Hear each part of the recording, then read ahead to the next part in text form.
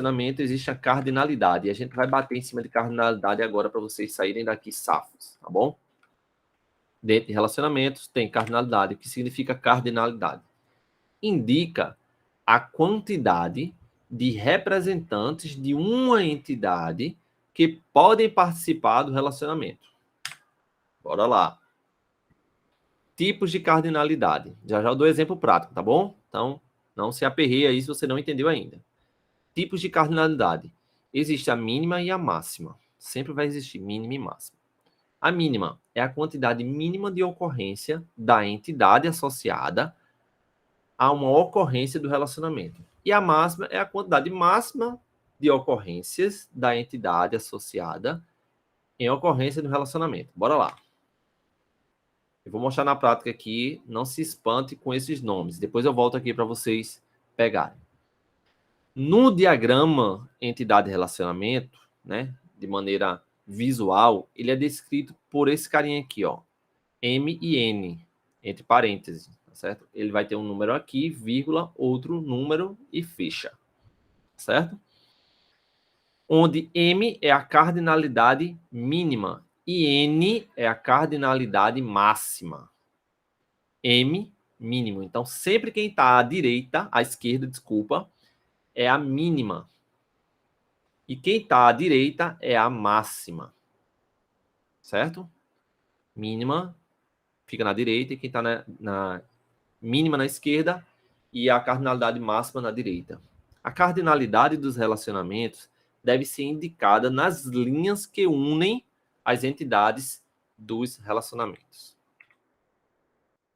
Por exemplo, bora lá, certo? Depois eu volto no slide lá se alguém quiser copiar alguma coisa. Deixa eu dar o exemplo aqui para você pegar. Um cliente, ele aluga um DVD, correto? Até aí, me acompanhe nesse raciocínio, tá certo, pessoal? Super importante. Eu sei que todo mundo está cansado, a aula está do meio para frente, mas é importante a gente entender isso aqui agora. Me acompanhe no raciocínio.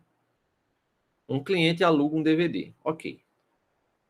No mundo real, na nossa lógica aqui, o que é que acontece? Um cliente pode locar, isso aqui é um zero, tá bom?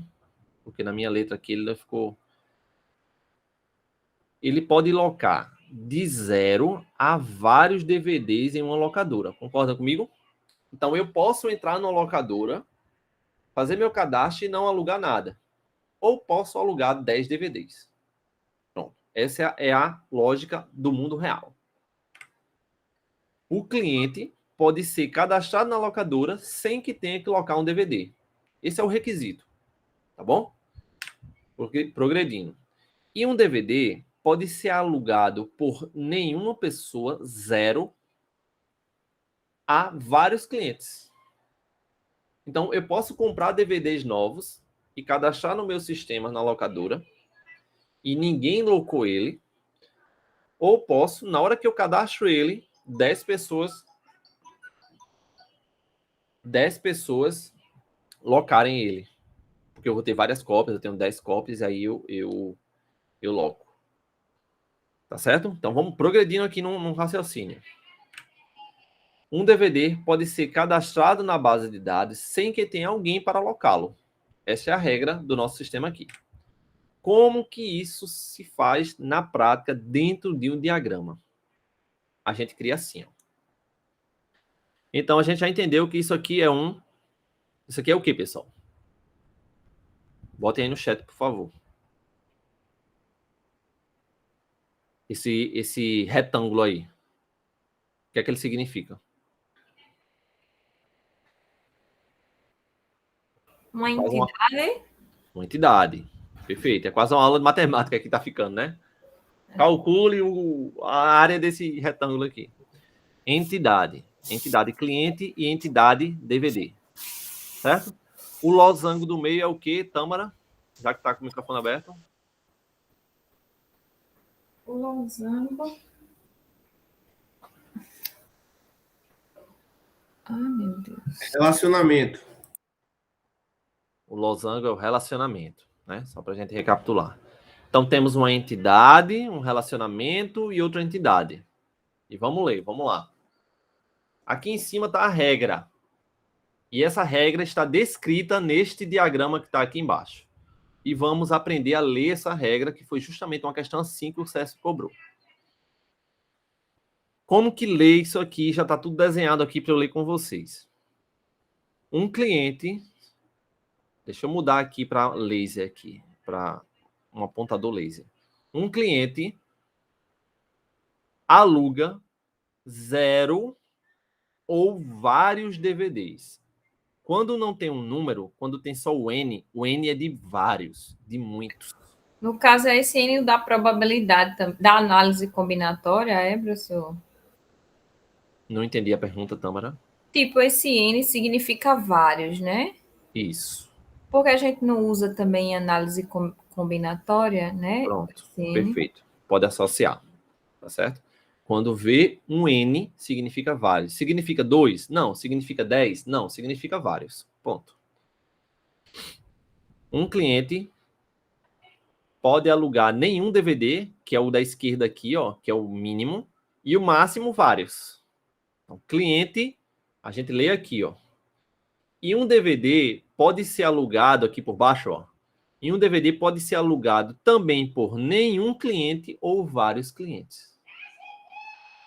Deixa eu fechar a janela aqui. Só um segundo.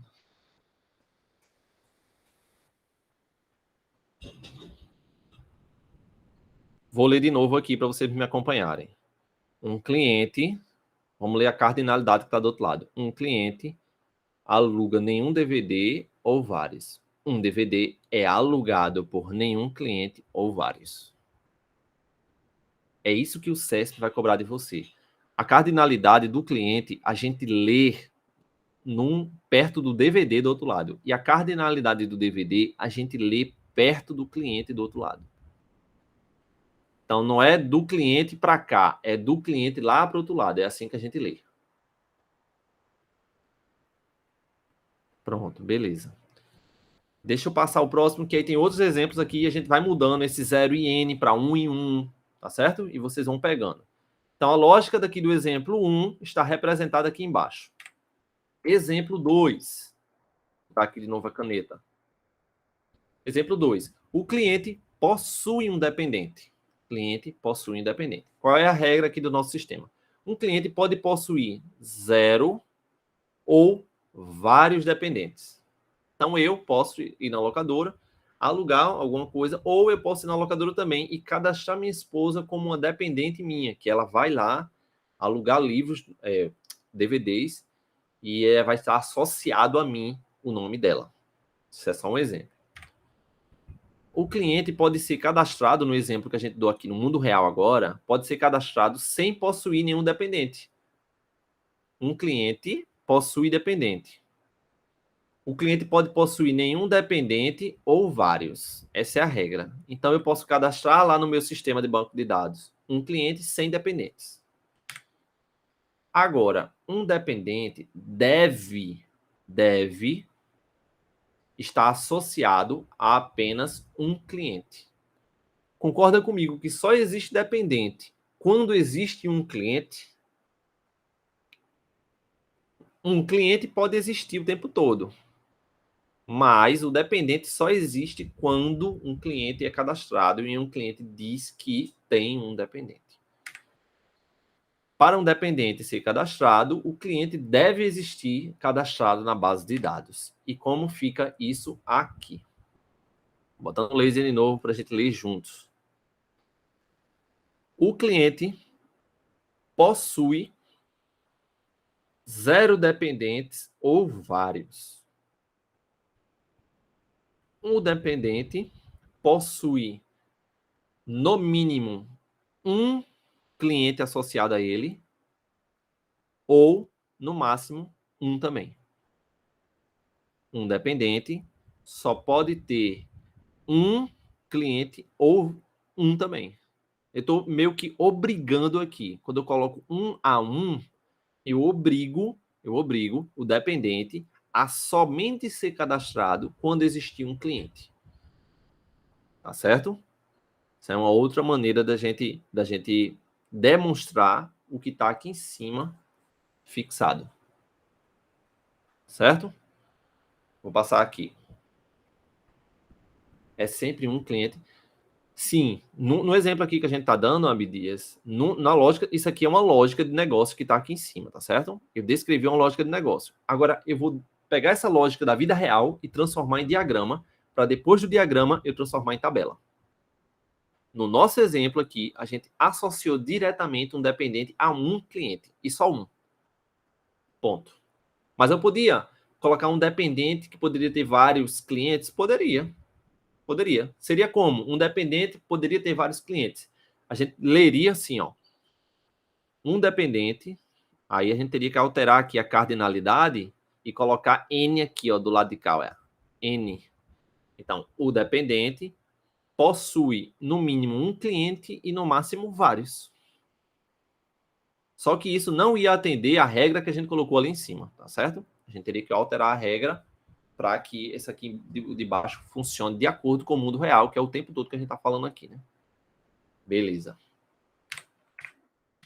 Observação. A cardinalidade mínima só pode ser 0 ou 1. Né? Lembrando que aqui, vírgula, aqui, ó. Aqui só pode ser 0 ou 1. A cardinalidade mínima 1 recebe o nome de associação obrigatória. Quando tem 1, que é o exemplo que a gente deu ali naquela hora, não foi? Que a gente deu do dependente.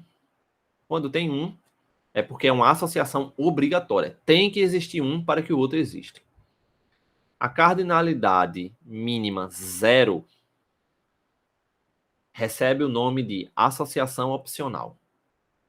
Isso aqui é importante vocês anotarem, certo, pessoal? Porque como é uma coisa conceitual e diagramas o CESP já cobrou, então é importante que vocês associem esses nomes aí, principalmente esses que eu deixo em vermelho, né? Que eu já deixo pensando em vocês anotarem. Cardinalidade máxima só pode ser 1 ou N, como o Tâmara aí falou para mim, para a gente associar aí com probabilidade, foi não, análise combinatória. Então, a cardinalidade máxima só pode ser 1 ou N. Só existem essas opções. Portanto, teremos a seguinte possibilidade. Só existe essas possibilidades de cardinalidade. 0 em 1, 0 em N, 1 em 1 e 1 em N. Tá bom? Só existe essa possibilidade. Então, você não precisa decorar muita coisa, não. Quando vocês veem isso aí, sempre quem está aqui é a mínima e quem está aqui é a máxima, né? Mínima, máxima e por aí vai. Certo? Beleza. Matamos entidade e matamos relacionamento. Dentro do assunto modelo, entidade e relacionamento. Tá bom? Agora vamos matar esse cara aqui, ó. Os atributos. Certo? Tudo a ver o risco em cima do nome que vai aparecer, né? Apagar tudo aqui. Vamos lá. Atributo é uma característica de uma entidade ou de um relacionamento. Um atributo é uma característica de uma entidade ou de um relacionamento. Entidade, a Abdia já me deu um exemplo aqui, perguntou naquela hora se uma empresa é uma entidade. Sim. Qual seria um atributo de uma empresa? CNPJ, nome fantasia, certo? Inscrição estadual, essas coisas, tá bom? Um atributo é uma característica da entidade ou de um relacionamento. Então, quais os tipos de atributo que a gente vai ver aqui agora? Atributo chave, seu valor sempre vai ser único na entidade. A exemplo, já respondendo o que a Abdias perguntou naquela hora. Professor, o que é aquele ID na tabela perfil? Tabela perfil aqui, tem um ID ali em cima. Aqui. Ele é o atributo chave dessa tabela perfil. Tá certo? Atributo chave. E um atributo chave, ele é único, só existe ele na tabela. O seu valor é único. Exemplo, CPF. Não vai existir dois CPF do cliente com dois clientes com o mesmo CPF. Eita, CFP ficou aqui. CPF. Então, um atributo único que pode virar aí, ao invés do ID, Abdias que eu coloquei lá, poderia ser o CPF, por exemplo, se fosse uma tabela que guardasse pessoas. Um outro atributo que a gente tem, também é finito aqui, certo, pessoal? Diferente do direito aí, da área de Wendel aí, que é infinito direito administrativo que ele dá. É um negócio que eu nunca sei quando tem fim. Aqui tem fim, tá certo? Atributo simples é um valor, certo? Uma característica daquela entidade, um valor simples. CNPJ também poderia ser um atributo-chave, Abdias, beleza, que é único, né? E um atributo simples seria, por exemplo, levando em consideração empresas, nome fantasia, um endereço dela. Bem, os atributos, é porque empresa tem poucos atributos que veio na minha cabeça agora. Mas seriam coisas mais simples, tá certo? De uma pessoa seria o nome dela, seria o sexo, masculino, feminino e por aí vai. Tá bom? Então, aqui, se for considerar uma pessoa, no exemplo que eu estou trazendo no slide, seria o nome ou idade para atributo simples. Atributo composto é constituído por vários valores. Exemplo, atributo composto seria endereço. Dentro do modelo entidade de relacionamento, um endereço ele pode ser composto por rua, bairro, número, CEP, por aí vai. Na prática, isso também acontece, né? A gente vai preencher lá um cadastro, a gente preenche. Na Black Friday agora, eu fiz um cadastro em 5 sites aí, e tem que preencher o endereço para receber, né? Então, quando a gente vai representar isso dentro de um modelo de entidade de relacionamento, ele é um atributo composto. Atributo multivalorado. A entidade pode ter mais de um valor para o mesmo atributo. Exemplo, telefone. Então, poderia ter celular 1, celular 2 no cadastro de uma pessoa. Ela poderia ter 2 celulares, a gente poderia armazenar 2 números de celulares dela. Este é chamado, dentro do modelo de entidade de relacionamento, de atributo multivalorado.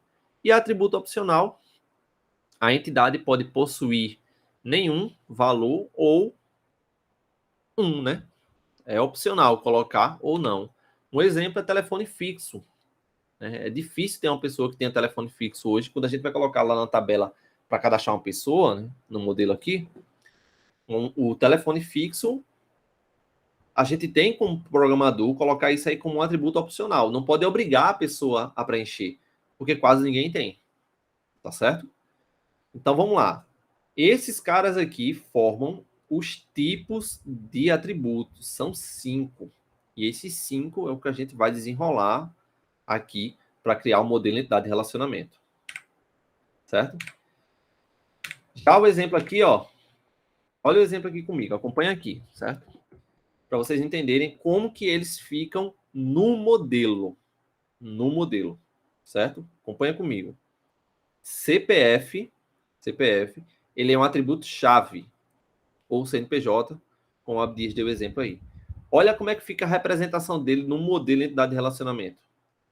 Ele é um círculo preenchido no centro. Tá bom? Então, a gente tem a entidade aqui, cliente. A gente tem aqui uma linha, né, saindo dela. E tá ligando aqui ao atributo-chave. Tá bom? Que é CPF. Depois, nome. É um atributo simples e ele é uma bolinha vazada, né? É uma bolinha que não tem nada dentro dela. Ele é único ali, só tem ele, tá certo? Único, eu digo assim, só tem um dado dentro dele e ele pode não ser, ele pode ser igual. Deixa eu fechar esse raciocínio aqui dele pode ser igual. Nessas tabelas aqui, ó, olha a tabela pessoa de um dos sistemas que a gente trabalha na polícia. A tabela pessoa tem essas situações aqui e tem o nome dos guerreiros aqui, ó. Temos aqui, nessa coluna aqui, o nome, tá bom? Então, vamos lá. O atributo-chave que eu coloquei é o ID, tá aqui, ó. Certo? Tá aqui. O que foi que aconteceu um tempo desse lá? Existiam 2 sargentos com o mesmo nome, olha o que aconteceu, são homônimos, né? O mesmo nome cadastrado aqui, e o nome da mãe dele, o primeiro nome das 2 mães era o mesmo. Não era o nome todo. O primeiro nome da mãe deles era o mesmo. Tá certo? Então, neste banco de dados aqui, Um atributo simples, nome, recebeu 2 valores iguais dentro do banco de